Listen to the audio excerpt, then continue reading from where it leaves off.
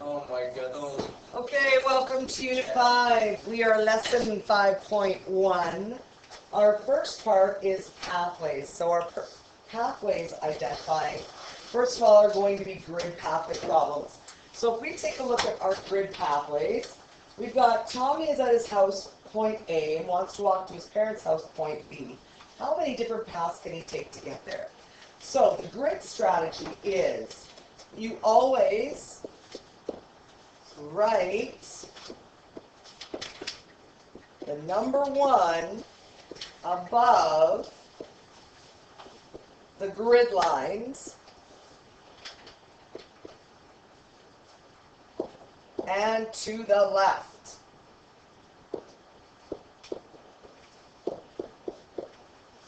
So we're going to draw 1s right above the grid line. So there's a 1, 1, 1, 1, 1. So right in line with the vertical down lines. Then we're going to put 1s horizontally here to the left of those lines. And then we're going to add diagonally. Now this is called the, what are we talking about here? We're talking about Pascal's triangle. Now Pascal's triangle, all it is you're taking any grid pathway and you are adding diagonally. So I'm going to take, and I'm going to add the 1 and the 1, and I'm going to get a 2, and I'm going to write it right on the intersection. Because what we're doing is we're writing it on where those lines meet, okay? We're not writing it in the box. Many students end up doing this. Please do not do this. They would write it in the boxes. 3, 4, 5, 6. Well, how do you know where the intersection is if you're writing it in the box? You don't know where it is. So that is not the correct way. The correct way is to write it on the intersection itself. So now I'm going to add these two numbers diagonally.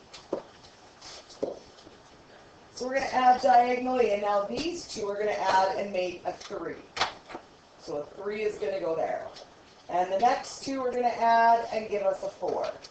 And those two will add to give us 5, and again, create a 6. And we're going to do the exact same thing with those two numbers on the left to give us 3. And now we're going to take these two. So look what happens when I take these two now. Now 3 and 3 is going to make 6. It's a bigger number.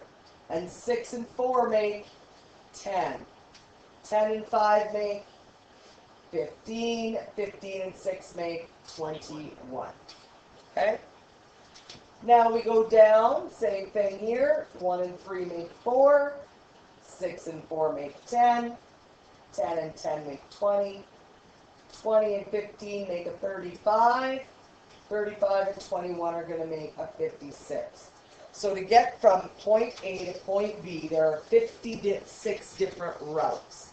So, for example, one route could be me starting here at point A and zigzagging all the way till I get there. That would be considered one route, that green line that I drew. Okay? So, we discovered there are 56 different routes to get there. All right, let's take a look at a few more different examples coming up here. I'll give you a minute to write that down.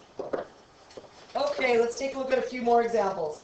Now, these ones are joining two grids together. Now, they do these often, and just as Sylvan Town Council is doing this, wherever you've got a new development happening. We've got new developments that are west of Lakeway Landing there. Well, these are grids. They're showing where do you want us to put the underground pipes? Where do you want us to put the roads? That's what this is all about. So, they have to figure out how many different entrances and exits to different points. So that's part of the fire department and the town's department. They have to figure out how many exits from certain sections of town there are. Well, that's what this is. So, after taking a bus to the Calgary Stampede, Stedman's wanting to walk to the concert hall to see his favorite band. How many different paths could he take to the concert hall? So, again, we start by writing 1s across the top and the left side. Okay? Now, you only do it until it changes directions. So we noticed this started changing directions, so we couldn't continue with our 1s going across or down. Now we're going to add diagonally again. 1 and 1 make 2, 3, 4. We made our first line going across. And we're going to add diagonally again. So 1 and 2 make 3, 3 and 3 make 6, 6 and 4 make 10. 1 and 3 make 4, 6 and 4 make 10, 10 and 10 make 20, 1 and 4 make 5, 10 and 5 make 15, 20 and 15 make 35. Now we're stuck. Once we get to this point, what we do is we take the number that we ended with, and that's the number that's going to flow across the top and flow across the sides the way we started our original diagram. So across this top and this side is going to be 35. So we know it takes 35 ways to get there. So we start with 35. So now we add 35 and 35 are going to make 70. 70 and 35 is going to make 105. Down here, 70 and 35 is going to make 105. And 105 and 105 make 210. So there's 210 different routes to get to the concert hall. All right, after stopping for lunch at point A, Becky has to return to her house at point B. How many paths could she take to get there? All right, now, if you notice, we're starting down here at point A. So we need to make our ones going this way. Now, what I would actually do to my page, I would literally take my page and I would turn it so that it would be upside down so I could create my flow. Okay? So, feel free to do that. I'm going to go backwards because we're moving this way. So, 1 and 1 make 2. 2 and 1 make 3. 1 and 2 make 3. 3 and 3 make 6. 1 and 3 make 4. 6 and 4 make 10. So which number is going to go across? The 10. The number I ended on this square. That's the number that's going to go across. So that's the number that's going to go here, 10 and 10, and it's the number that's going to go here, 10 and 10. Okay, if you have yours upside down, it would look the same, only upside down. 10 and 10 are going to make 20. 20 and 10 make 30. 20 and 10 make 30. 30 and 30 make 60. The 60 is now going to flow here and here. And we're going to add them together and get 120. So there's 120 different routes for her to get from point A to point B. Okay? The next diagrams are different variations. So, on here, this one's kind of like a Plinko board if you watch The Price is Right. So we're going to see, this is the way a pinball machine works. If you drop your ball in, you'll notice all these intersections are ones, okay? And what they did was, the intersection they added these two made that intersection there was 2. 2 and 1 made that intersection there, which was 3. Well, look what happens. They can only carry the ones as far as you go until you change directions. Once you change directions, so these guys were going far to the side, and then they stopped and they started to change directions, going that way again. So since they changed directions, now you've got to add the other numbers. So you're going to add 1 and 6 to get 7. There should be a 1 there. 1 and 7 are going to make 8. So that number there should be an 8.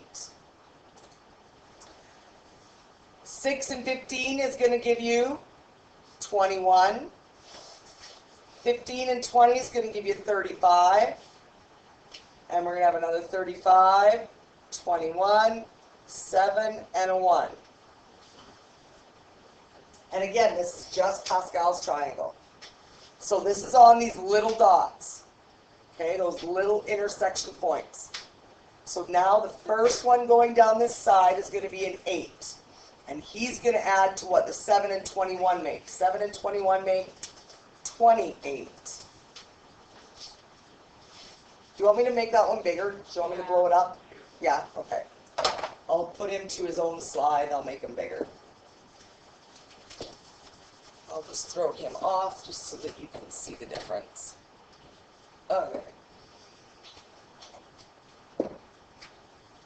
Then you can see where I'm actually drawing. So, on here, what I'm talking about is these parts right here. So there should be a 1 right there still. So the 6 is actually right there, above the 6. The 15 is actually above the 15. The 20 is actually above the 20. Is everybody following where I'm at? Okay. So now, this 1 and this 6, these two right here are going to make the 7 right there on that intersection. These two are going to make 21 on that intersection. These two are making 35 on that intersection. Okay, so it's right in between them. 35 again, 21, 7, and 1. Okay, so that's what you should have on there. So we're going to add these two. That's going to give us 8. Then we're going to add these two to give us 28. 21 and 35 is going to give us 56. 35 and 35, 70. 56. 28 and 8. So what do you notice about the numbers? They all get big to a certain point and then they reverse again. Okay? So the next one, 8 and 28 are going to make us 36. 28 and 56. 84. Please check my work. 56 and 70. 126. 56 and 28. 84. 28 and 8. 36.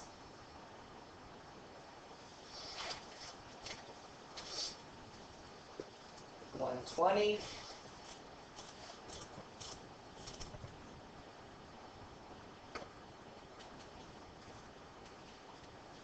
210. 252. 210. 120.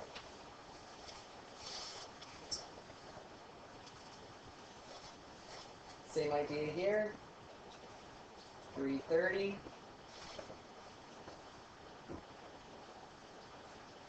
462.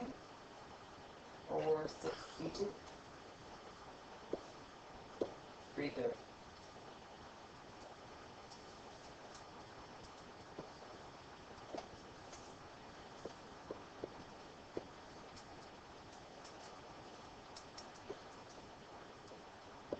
$792, $924, $792.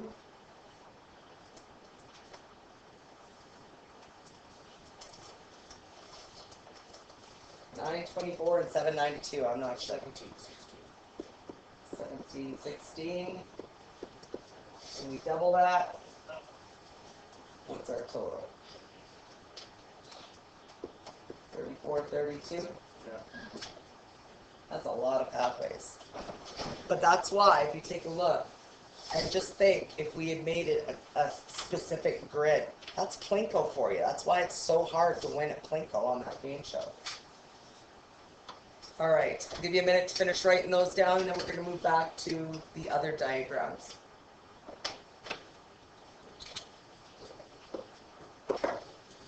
Okay, let's go back to these other couple. This one's a big long one. It's similar. One, you draw your ones going down the side. This one again I'll leave for you. And one's going down this side. It's pretty small to write on. The ones I want to look at are the two on the bottom here.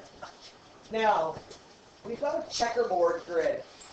When we look at the checkerboard grid right here, we're either going to be on the white squares or we're going to be on the black squares. We're going to be on the white squares. So if I said to you, I've got a star right there, and let's say I'm making my checkerboard. and I say this is A, B, and C.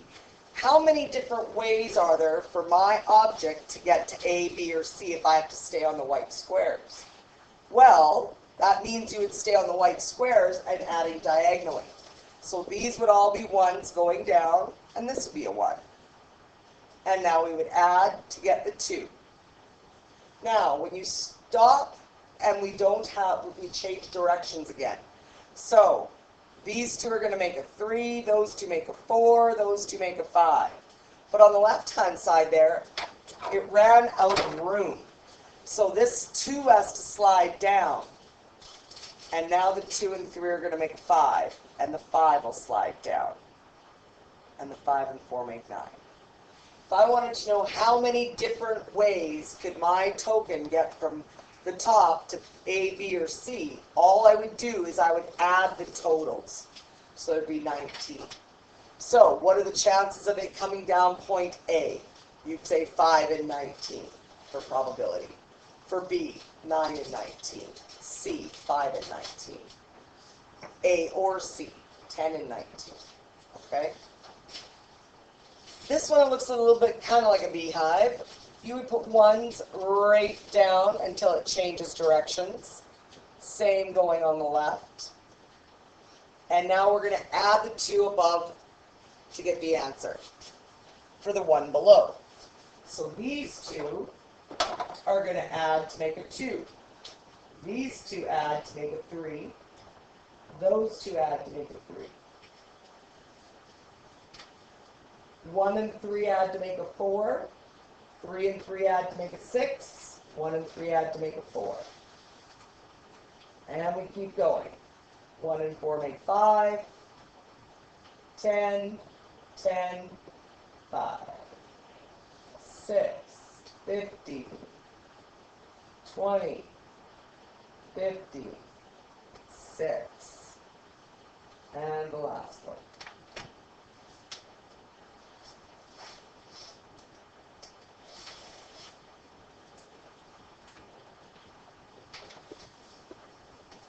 So there's numbers of different pathways and patterns.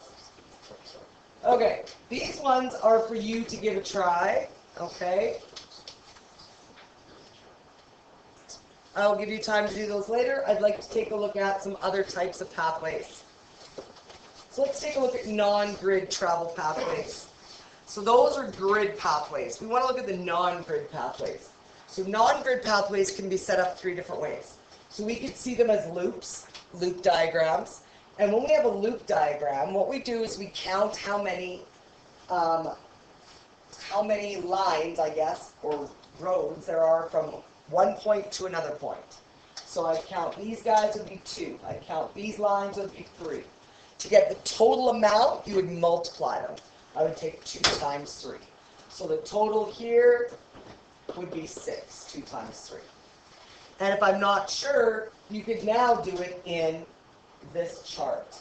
So the exact same thing is set up. Okay? And it shows you the 6 outcomes. So Saskatoon to Regina and Winnipeg, this is the same thing. You could also show it as a tree diagram.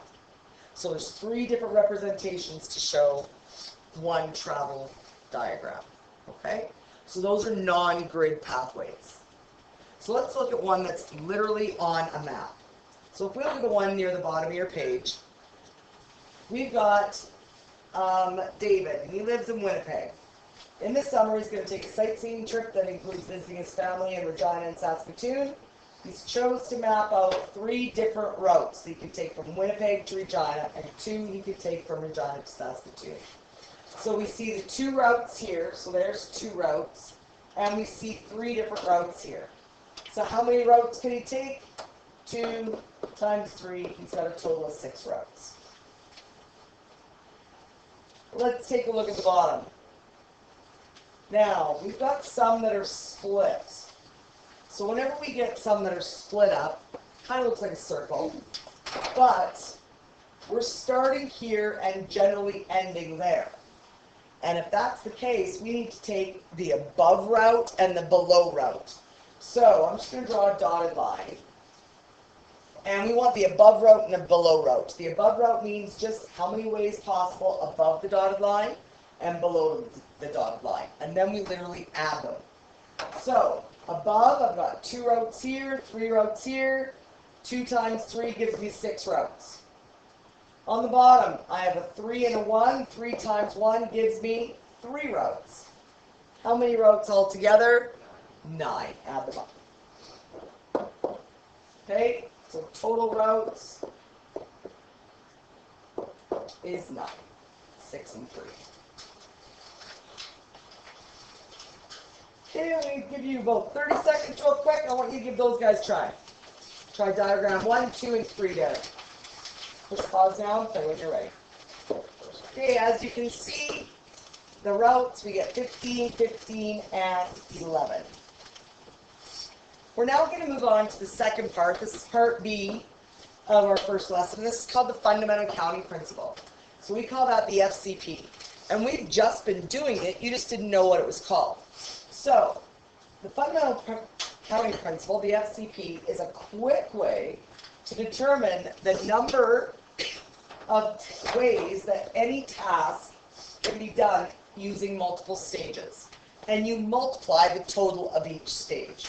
So, for example, how many ways can 3 friends line up to buy a movie ticket? Well, we do it by the number of choices per stage. So, it's the number of choices per stage, and you multiply them. Okay, and that's what we do. We multiply the numbers per stage. Whoa, number of choices per stage, we multiply. So,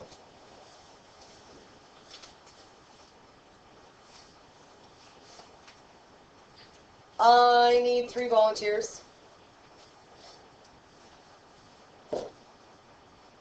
Welcome back. So we see that we have to multiply each stage. Here are the choices. Each person could stand first. 2 choices. Brett, Jenna, and Marissa each stood first. The other 2 people will reverse, always. Now, looking at the second example here, when we take a look at these, each person, for Tim, who's cooking burgers, they can choose from 2 different meats. Okay, we got 2 different meats for their burgers. Maybe one is a beef and one's a buffalo, who knows. Then we got condiments. They can choose 3 different condiments. Then they can choose 2 different vegetables. So, how many different outcomes could there be? Well, we could have meat 1, condiment 1, vegetable 1. We could have meat 1, condiment 1, vegetable 2. Meat 1, condiment 2, vegetable 1. Meat 1, condiment 2, vegetable 2. And so on. And I would have to write all of the outcomes. Meat 1, condiment 3, vegetable 1.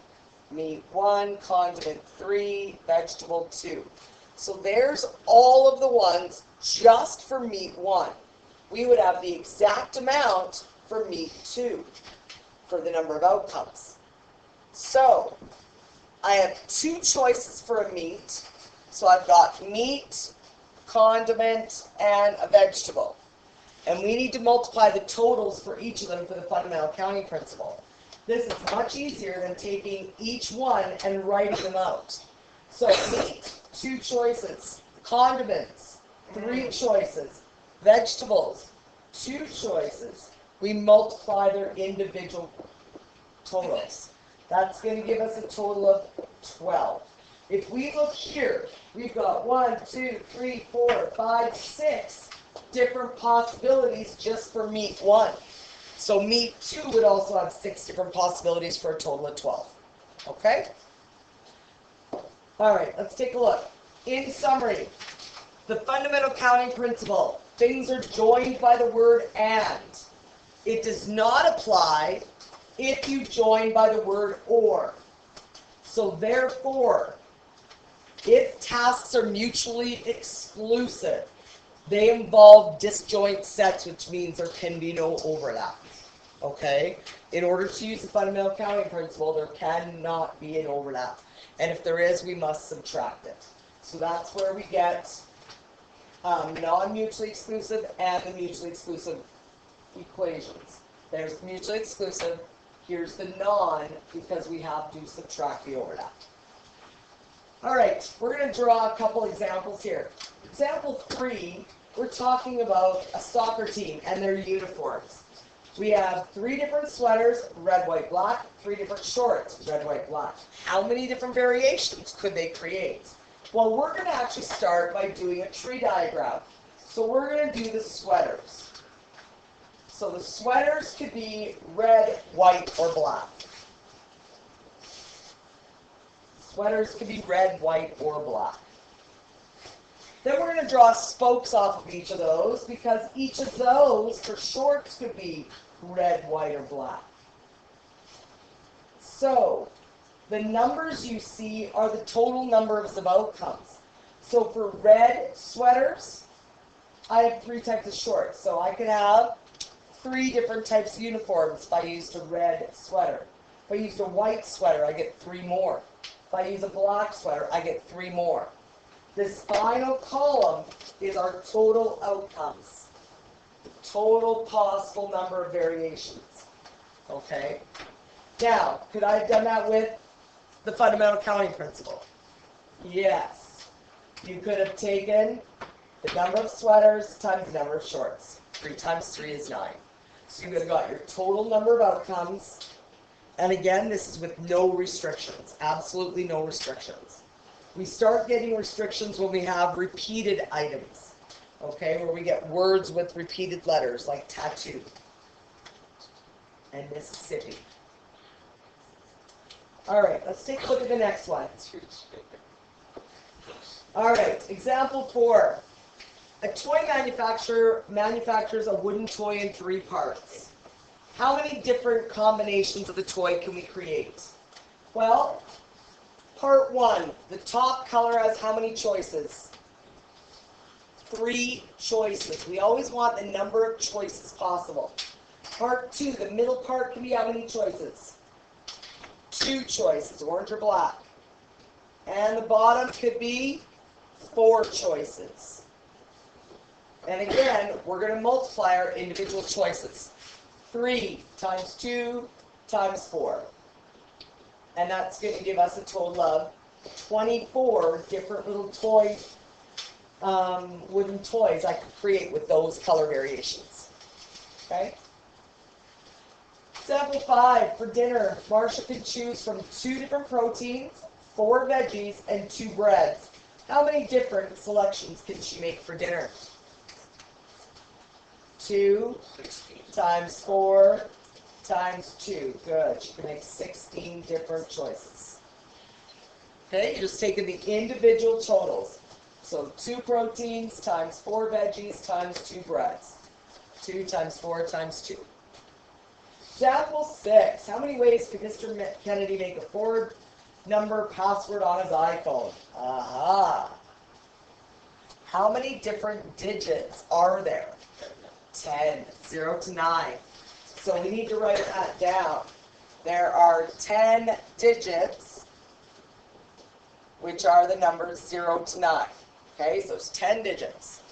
And I want to make a 4-number password. So that means I'm going to make 1, 2, 3, 4. Draw your stages.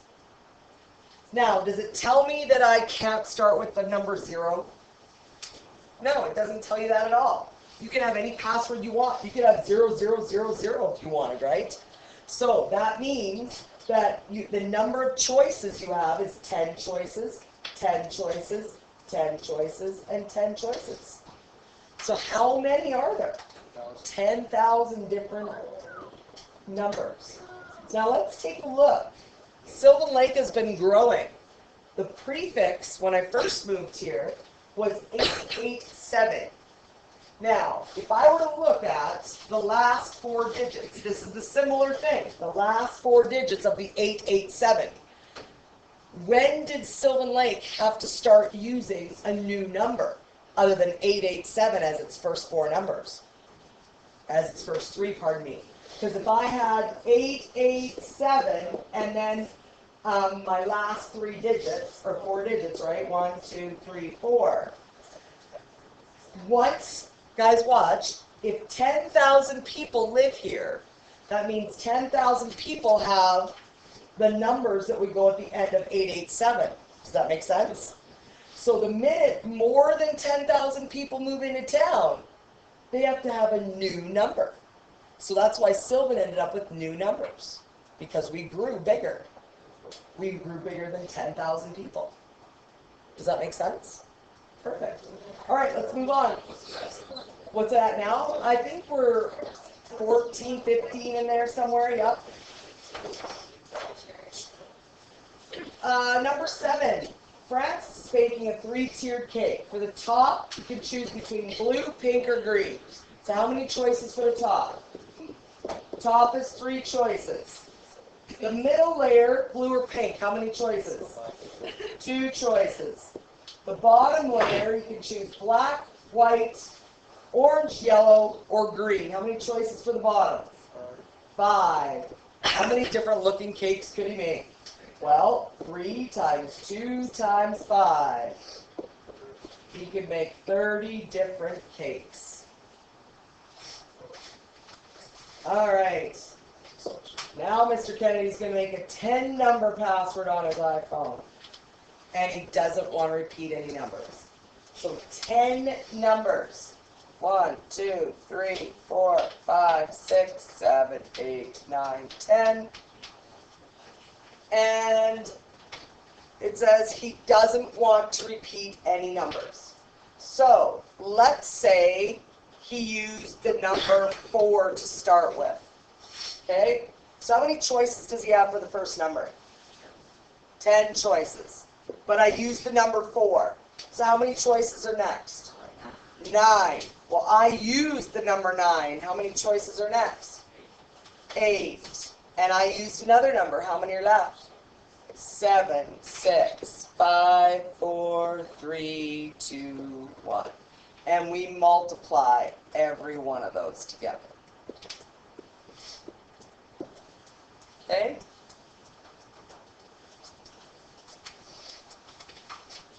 Everybody write that down.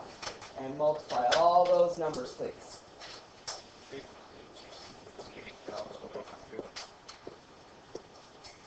Like that? Yeah. Okay. So, there's 3.6 million passwords that can be done if it's a 10-number password with no repeats. Now, let's take a look at what the next one's talking about. So, it says fundamental counting principle and factorial notation. It says in that last example, writing out 10, 9, 8, 7, 6, 5, 4, 3, 2, 1 is a time-consuming process, and so is punching it in the calculator. So we can do something that's called factorial. Instead of writing it all out, we write 10 with an exclamation mark at the end of it. The exclamation mark at the end of it is a symbol that means factorial. That means you're multiplying by every number lower than it up to the number 1. So, we have, if it was 6 factorial, you'd have 6 times 5 times 4 times 3 times 2 times 1. Now, the factorial button in our calculator, if everybody grabs your calculator, I'm going to show you where it is.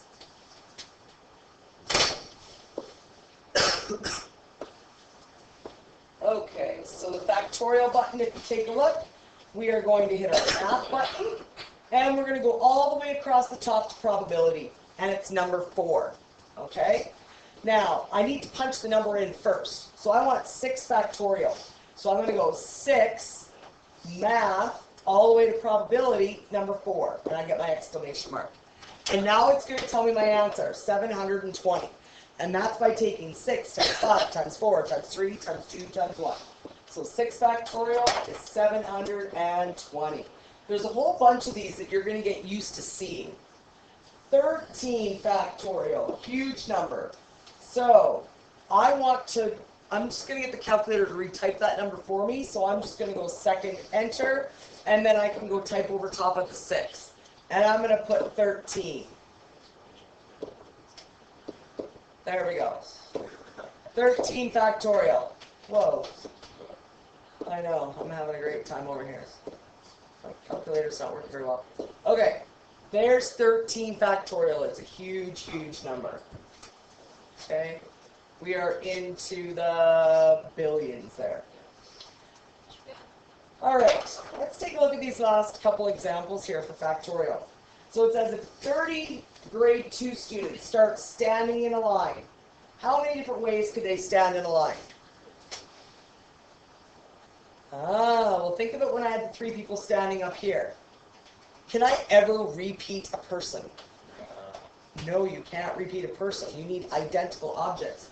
Even identical twins, like Brett and Kyle, they're still very different people. So that means they are not considered repeats or identical items. Okay? So, if 32 grade 2 students stand in line, well, that's going to be 30 factorial. Okay? That's a huge number. 30 factorial. Because they will stand in line from 30 down to 1. Okay? 5 people. How many ways can 5 people stand in a line? 5 factorial. Whenever it's people, it's going to be factorial, guys. Because you can't repeat people. So how big is 5 factorial? Well, if we put that in our calculator, it's 120. What about the letters of the word hockey? How many ways can I arrange the word hockey? Well, count how many letters there are.